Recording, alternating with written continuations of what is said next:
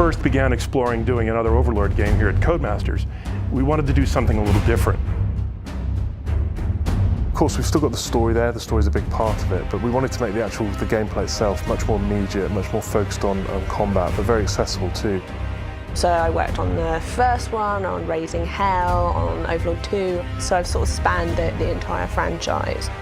It's probably the game that I've been asked about the most. It's still very much in the world, very much in the spirit of the games, and through this kind of the 4-player gameplay we've been able to explore another side of it.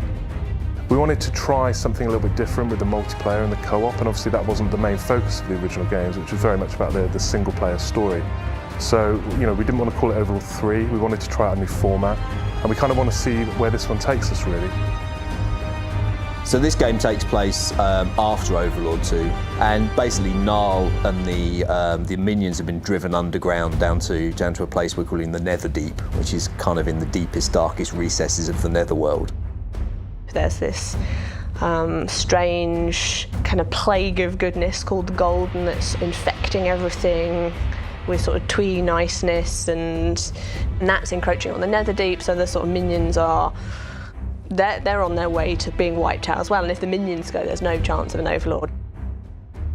From here, Gnarl has hatched this wonderful plan to resurrect the bodies of four evil doers in their life.